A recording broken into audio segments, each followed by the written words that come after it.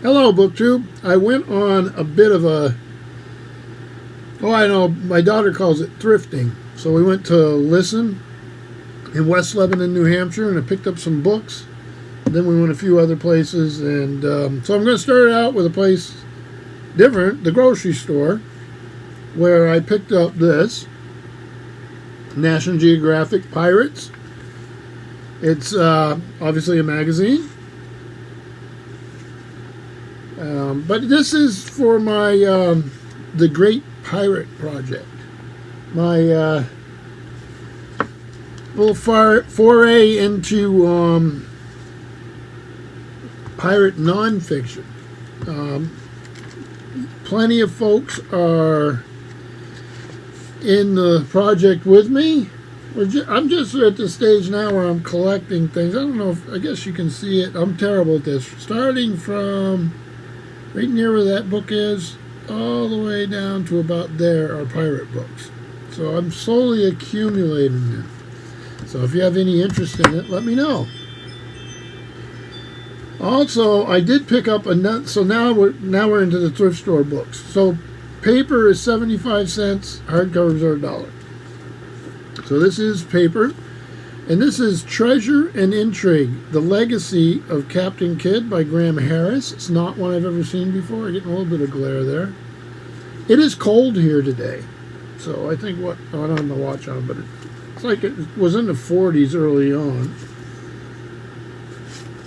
So I haven't even had a chance to really look through this. At 75 cents, I'll grab it if it's about pirates for sure. I like how it's illustrated. So this is Dundurn is the name of the press. Hounslow book, a member of the Dundurn group. And I'm thinking this is a Canadian, maybe. Toronto and Oxford, it's Canadian. Graham Harris. When did this come out? 2002. So let me read it to you here. 300 years ago, Captain William Kidd was hanged for piracy. But before he died, he claimed to have hidden a vast fortune in the Indies. In the years since, maps to the fabled island have appeared, and there have been many attempts to recover that treasure. This book examines Kidd's life against the backdrop of piracy in the Indian Ocean and concludes that there is much to justify his claim, and even more to his story, a life of piracy thrust upon him by noble backers, men who broke their own laws and then let him die for their crimes. That's pretty rotten. So anyway, who's the author?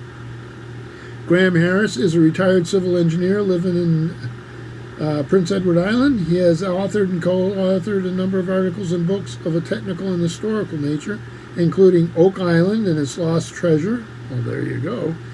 And The Destruction of Sodom and Gomorrah, a geotechnical perspective, which was the basis for a recent BBC documentary.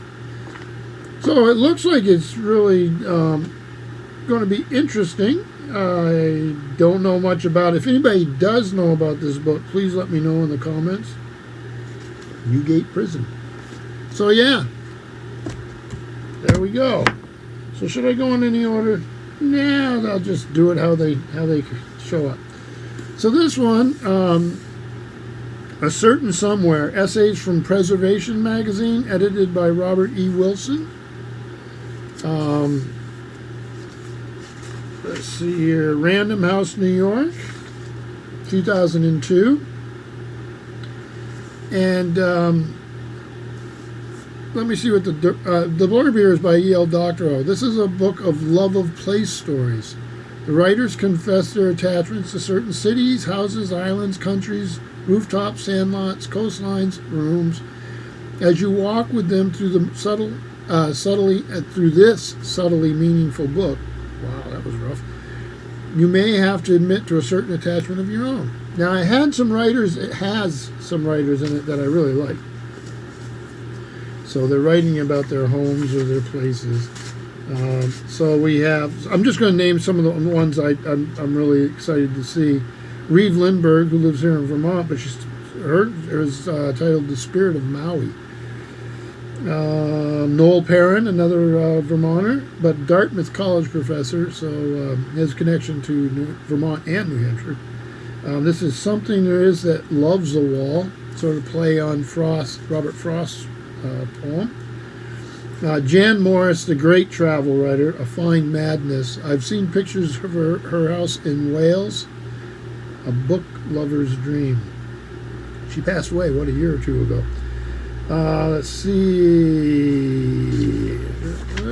any other big ones that I want to mention. Jay Perini, another Vermont connection. He's a professor at Middlebury College. Wrote a famous biography of Steinbeck and a fictional. He wrote a novel about Tolstoy and his wife that was made into a movie. The title is escaping me right now. And Michael Dirda, the famous critic. So yeah, lots and lots of little essays in here about home and place. Some I actually enjoy. Now this next one. Cormac McCarthy, Cities of the Plain. So this will go in my American literature section. It's the final volume of the Border trilogy. So all the pretty horses and the crossings. And this is Alfred A. Knopf, 1998. And let's see, first edition. And there is our author. Not everybody's favorite, but that doesn't matter to me. Then this next one I'm glad to get because I have a paperback. In fact, I think I have it here. I'll show you the paperback. I know I'm not supposed to get off screen, but this is a classy outfit. So my paperback, obviously Moulton God's Eye, Larry Niven and Jerry Purnell, is doing this because the glue is so old. Now I could re-glue that. That's not hard to do because the text block is still in pretty good shape. But I found this hardcover, a little sun damage, but that's all right. And this was a book club edition, so a nice hardback. It has the book club feel to the paper, but at least it's intact. So that's good news. So that'll replace. I never was a fan of this other cover. I've seen covers I like better, but not a big fan of this one. Some people like it, but that's all right. So now, this is a book I didn't know about, and a subject I don't think I know about. This is The Orientalist, Solving the Mystery of a Strange and Dangerous Life. This is, let's see here. The author is Tom Reese, Random House, New York. 2005, and yeah, this looks like a first edition. There is a section of photos tucked in the middle there.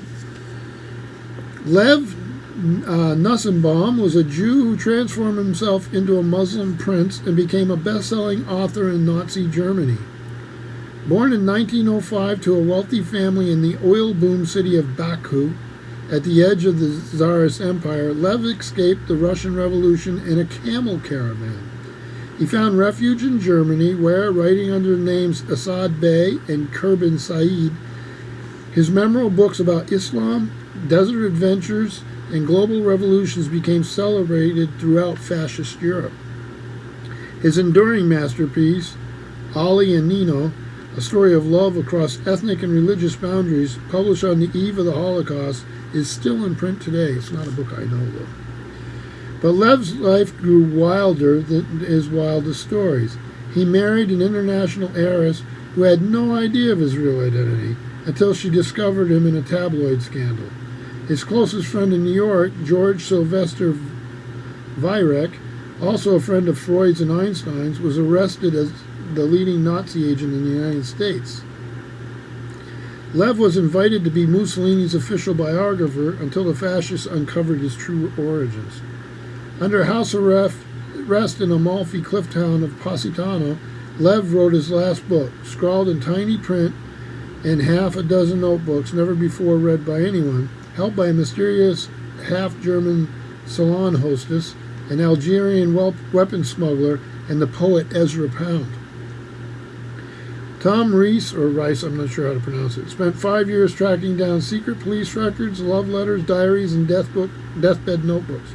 Beginning with a year-long investigation for the New Yorker magazine, he pursued Lev's story across 10 countries and found himself caught up in encounters as dramatic and surreal, and sometimes as heartbreaking, as his subject's life. What an adventure! So this fellow has written for the New York Times, Wall Street Journal, New Yorker, and elsewhere. He lives in New York City. I saw it, I grabbed it quick, because I read real quick through it, and it sounded fascinating, and reading it to you, it sounds even more fascinating.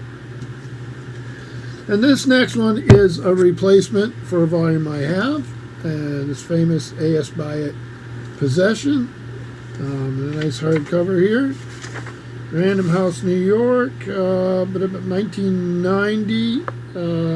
It looks like a first edition, but I'd have to look into it. That doesn't matter to me in this case. Most of you know this book or can easily find out about it, but I needed a replacement copy. Sometimes I'll do that. Then this next one I did not know anything about. It's Peter Nabokov. It's How the World Moves, the Odyssey of an American Indian Family. And looks really interesting. It's Viking. And this is 2015. It's got a lot of illustrations, spot illustration, or photos mostly. Let's see. Oh, wait a minute.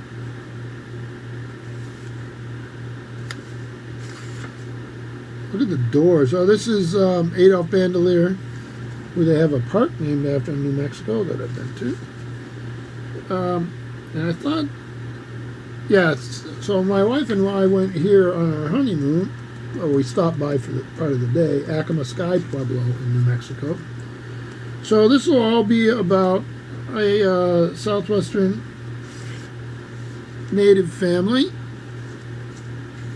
And I'm looking forward to reading it.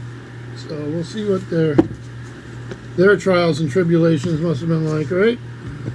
Okay, now we get into mostly paper, even though I know that first one was paper. Oh no, I got a hardback here. I was actually happy to find this. Anytime I find these, this is Kingsley Amis is the editor and the person who chose these poems. This is the New Oxford Book of English Light Verse, and this will just be really fun, I'm sure.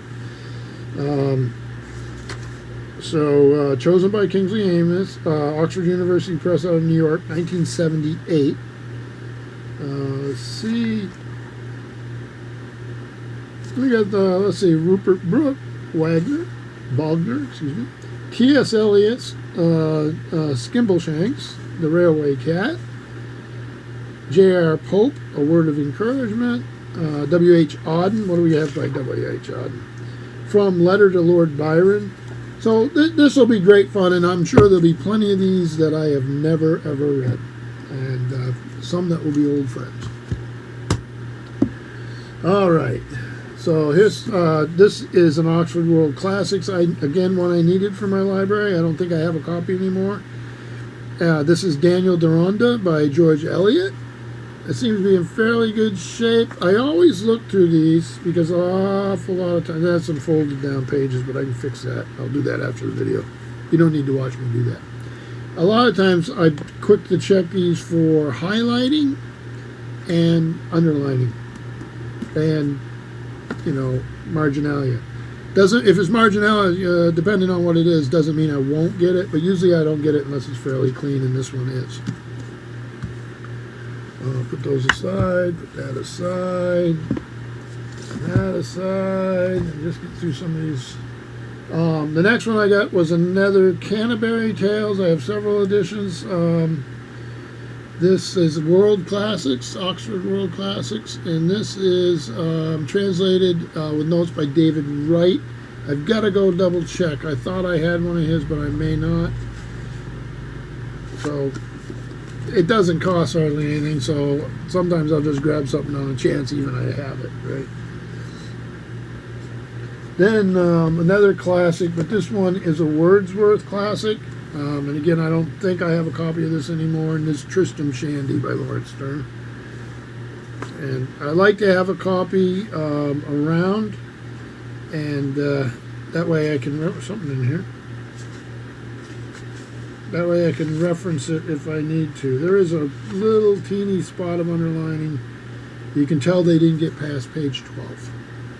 So, yeah, that, what did I say that was? Yeah, that's Wordsworth Classics. So, then, I got to check here, and it's easy for me to check here because they're right here, and I didn't think I had a copy anymore. I do not. I love these books. Got a little blue sticker on it. I can take that off. Really easy. Gotta have that touch, right? Stick it on my hand here. This is Flashman. The most absurd, entertaining, hilarious spoofs on British Empire. That's fantastic. If you haven't read these, I mean, they're great fun. And they're by George MacDonald Fraser, and he. A lot of tongue-in-cheek, humor, history, just a wild romp. If you're easily offended, probably not for you. And that's okay. But if you're not and you get the humor, good stuff. This next one's Gore Vidal, and it's one I haven't read, and it's a Penguin book. And I had to grab it. It's called Kalki. A metaphysical thriller and prophetic satire by our greatest living man of letters. That's what the Boston Globe said. In an end-of-the-world novel that soars from New Delhi to New Orleans, Paris to Washington, D.C., Gore Vidal takes on the unmitigated folly born of the unholy partnership of religion, the media, and a public that longs for a savior. So we'll have to see how Kalki ends up. But it's one I haven't read. There's quite a few. I've read a lot of Gore Vidal, but there's quite a few I have not read yet. Then this next one, anything I've read by this gentleman has been really eye-opening, and I've got a. He doesn't seem to write a lot of short books, but he's got more that I want to read. So I grab them and collect them. The first thing of his I ever read was The Ice Shirt, and that's William T. Vollmann. And this is Europe Central. It says National Book Award winner, right? Yeah. It's a Penguin also. I haven't read it, so that'll go towards the beginning of the pile here, or it'll go towards the top of the TBR pile. Because, like I say, I'm always amazed by him. Ice Shirt was fantastic. Then this one is a Europa edition. Not one I've read, not one I know much about. It was shortlisted for the Stella Prize, and I think it's Shokifa Azar, and the title is The Enlightenment of the Green Gage Tree. Beautiful thing. A little easier to read the name here. That stylized writing, but that type threw me a little bit. But translated from the Persian. Does it say who translated it? Does not. That's a little weird. So I'm always willing to take a chance. Oh, the translator's name has not been included here for reasons of safety at the translator's request. Yikes. All right, let me read about it. From the pen of one of Iran's rising literary stars, a lot in the news about Iran right now, The Enlightenment of the Green Gage Tree is a story about the unbreakable connection between the living and the dead. Set in Iran in the decade following 1979 Islamic Revolution, this moving, richly imagined novel is narrated by the ghost of Bahar, a 13-year-old girl whose family is compelled to flee their home in Tehran for a new life in a small village, hoping in this way to preserve both their intellectual freedom and their lives. But they soon find themselves caught up in the post-revolutionary chaos that sweeps across the country. Bahar's mother, after tragic loss, will embark on a long, eventful journey in search of meaning in a world swept up in post-revolutionary madness. Wow. Glad I grabbed it. Glad I grabbed it. Like I say, I go pretty quick when I'm there. Because of the price, I can take a chance. But that looks like a fun, an interesting novel. I'll move that up too.